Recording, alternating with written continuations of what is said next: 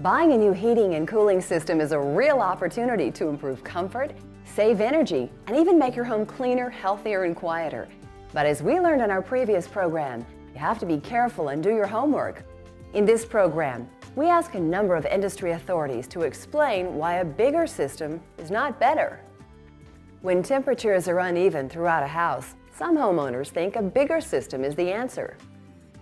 Actually, a bigger system will make the temperature difference across the house even worse. Because what happens is, those really long duct systems, it takes a long time for the cool air to get all the way to the end and deliver. And if you've got something near the thermostat that's already delivering cool air, it'll turn the air conditioner off. You need a longer runtime if you want to get good mixing of all the air in your house in order to stay cool everywhere. Often a homeowner will think he needs a new air conditioner because he isn't getting heat or cool to a particular space.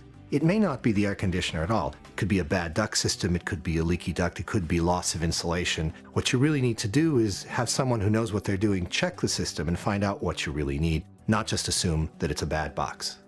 If your system currently makes it cool where your thermostat's located, but doesn't cool the other areas of your home, the problem is not that the air conditioner is too small.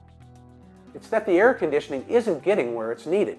Improving duct systems and adding insulation are usually the best solutions to make problem rooms cooler and more comfortable. Some people want to get a bigger system because their old one ran non-stop on the hottest days, yet didn't keep it cool near the thermostat. When people think that their air conditioner is too small because their house isn't getting cool on the really hot days, most of the time it's something else. That they've got a 3-ton air conditioner, but it's only delivering 2 tons worth of cooling. So a 2.5-ton job, working right, would do the job for them. It's very rare to have an air conditioner actually be too small. Most of the time, they're way too big.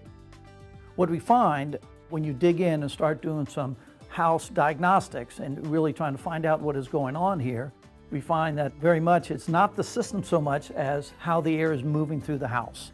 Not only the ductwork may be leaky, in some cases disconnected, we see this all the time, but oftentimes in a house that is full of drafts, full of bypasses, and a poorly insulated home to boot. Some homeowners say they want a bigger AC unit because their house is cool, but it's still not comfortable. In fact, experts say this is a classic symptom of a high indoor humidity problem. Poor humidity control in the summer is a big clue that the AC unit is probably oversized. Air conditioners do 2 things. They cool your house and they dehumidify your house. It's actually much faster at cooling your house. So that's one of the reasons why you want a smaller air conditioner that's going to run a long time. You want to give it time to get to the point where it's really dehumidifying. When you install a bigger air conditioner, what it does is it runs shorter time periods and it does less dehumidification. So if you already have a problem with humidity in your house, the last thing you want is a larger air conditioner. You probably want a smaller one. You may even want a dehumidifier too. Poor dehumidification can affect your health. It leads to increased mold growth and greater numbers of allergy-causing dust mites in the home, creating misery for allergy sufferers. If the new heating and cooling system is appropriately sized to match the design load of the house, on the cooling side, it will run and should run for many hours on the hottest days. And that is absolutely fine. And while it is running, of course, it is dehumidifying the air. It's wringing out the moisture. And this helps the comfort in a large way. Many homeowners ask, doesn't a unit that runs all the time cost more to operate? Running a smaller air conditioning unit for longer periods of time actually uses a lot less total energy. This is because smaller units draw less electrical power and because the least efficient time for any air conditioner is during the first 10 to 15 minutes of operation. An oversized system which clicks on and off costs a lot more to run. You can liken this to driving a Suburban or a big SUV a couple miles just down to the 7-Eleven in lieu of taking a 4-cylinder car to do the same task. And so when we have bigger systems, it is overkill. Clearly not giving the homeowner the energy savings that they had anticipated. And this happens every day, that systems are installed that are too large, and it has profound consequences for years to come with the energy consumption and the comfort of the home. A system is actually perfectly sized if it runs for hours at a time on the hottest days. while still keeping you comfortable. Some worry that a system that runs for hours at a time wears out sooner. Actually, what really wears out air conditioners is when they start and stop. The same thing's true with a car, but an air conditioner is even worse. When it stops, it has a high head pressure. And when you try to start it again, there's a big spike in the amp draw of that unit. Some people say they want a bigger system because they think it will cool the house down more quickly at the end of the day.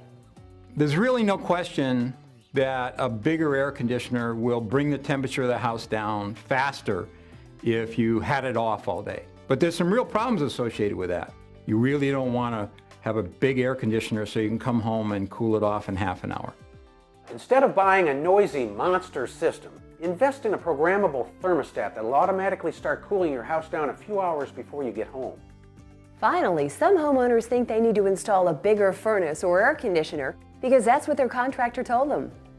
When a contractor tells you to put in a bigger air conditioner, without doing a load calculation, send him home. You have to wonder, are they just trying to make more money by selling me a bigger unit? And unfortunately, that's often true.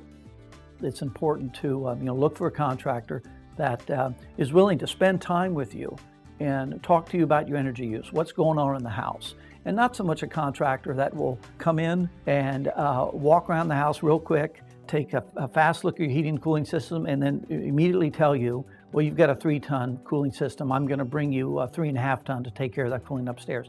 That is not a contractor you really want to do business with.